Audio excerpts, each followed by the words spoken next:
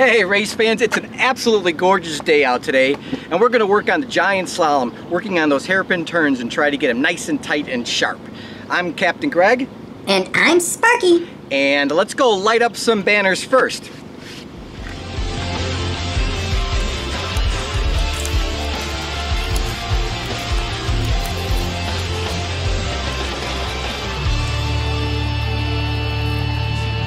Checkered flag.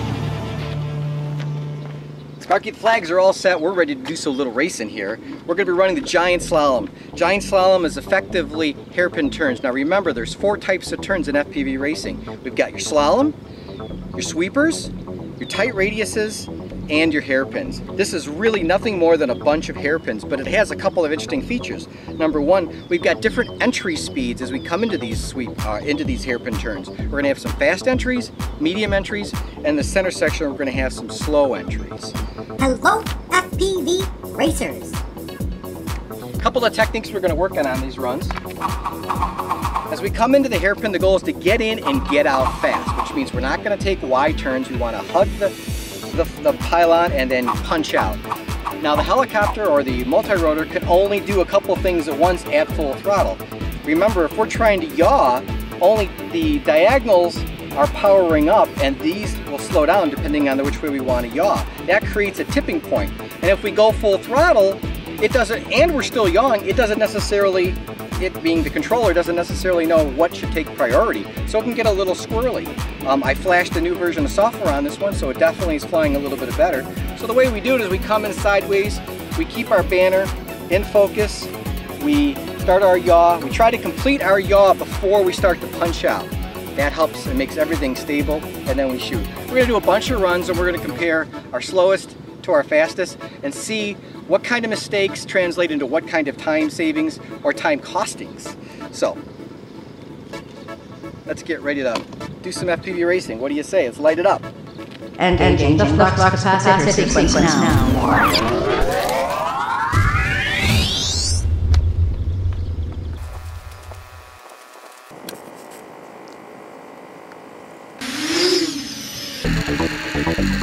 The beginning of our timing starts right here at those tire tracks. We're about 30 feet wide on turn number 1, which is the checkered flag. This is a fast, high-speed entry, and we are not going very fast.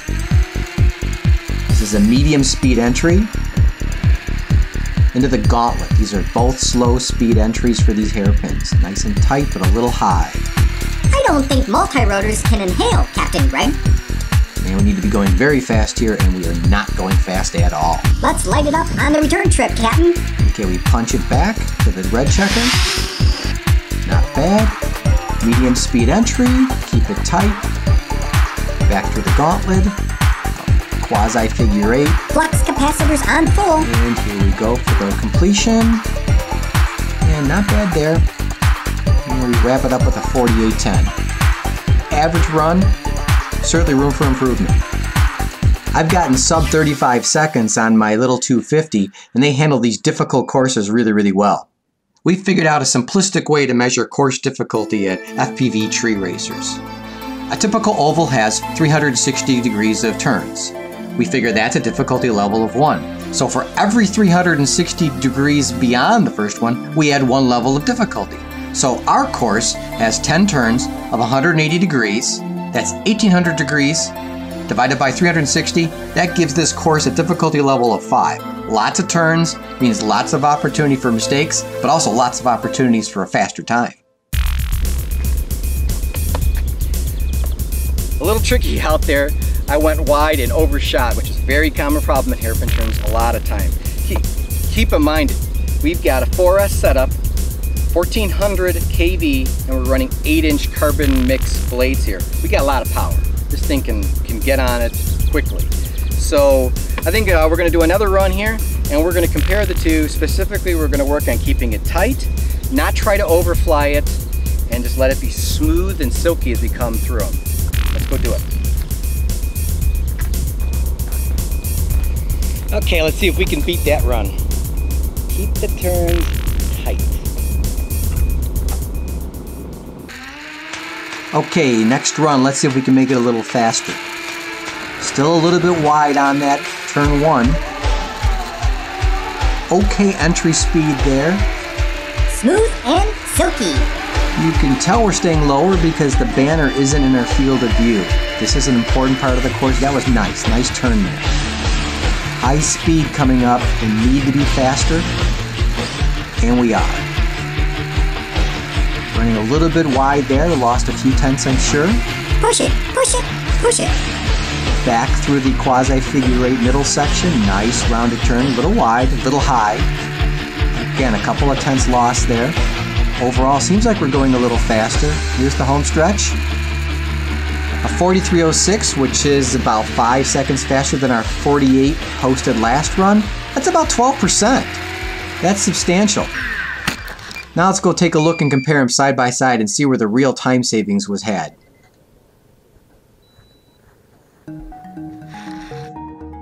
Okay, we're going to do some run analysis. The first run, which was slower, is in the upper left, and we've overlaid the second run, which is faster, in the lower right. We've broken the lap down into 1, 2, 3, 4, 5 different segments. And what we're going to do is we're going to stop the video when the faster run, the second run, crosses the second flag.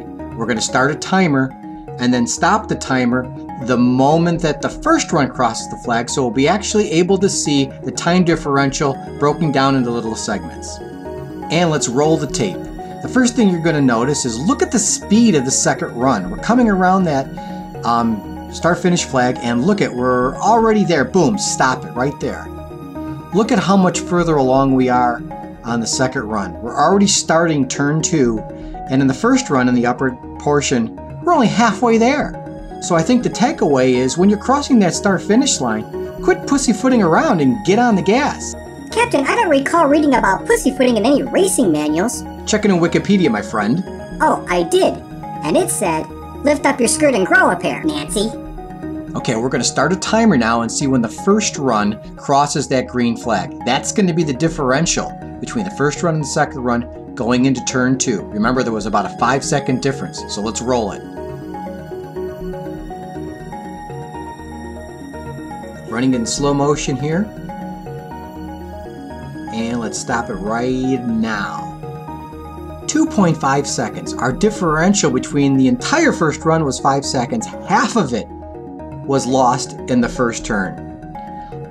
Let's start with the second segment where we take it from right here. We'll resync the videos up exactly at turn 2, and we're going to run that quasi-figure 8. And we'll stop it again on the red-hand side. Let's take a look. Both runs are actually pretty decent. They both go a little wide there, but the first run is actually a tad bit faster. Check it out. And let's start the timer now. Slow motion. Almost 4/10 of a second. So the first one was actually faster by 4/10 of a second. So we're going to take that away from the 2.5 seconds. On to the next segment. Okay, watch the speed of the second run here on the bottom right.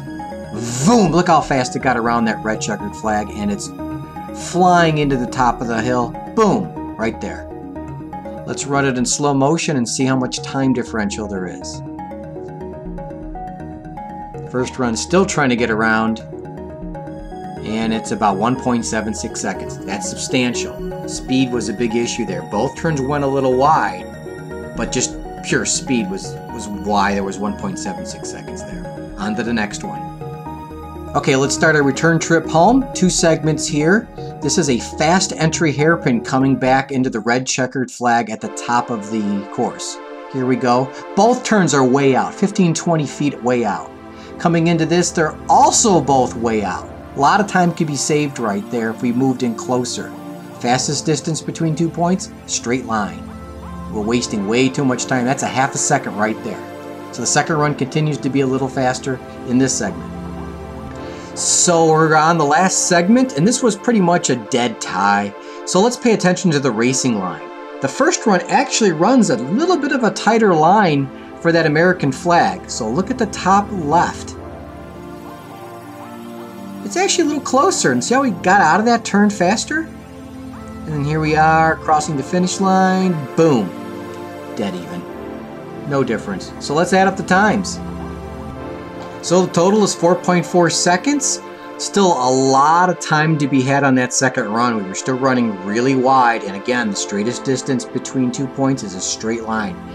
You go wide on those hairpins, you're just taking off tenths and tenths and tenths of a second. 10 hairpins at 2/10 each, 2 seconds, that's substantial on a run like this. That's around 5%.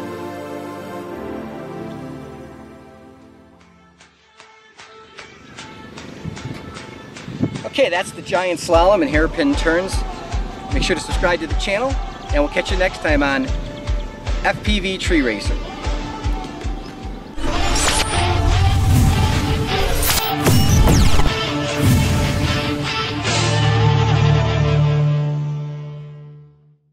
Hey racers, if you love FPV as much as we do, then hit the subscribe button.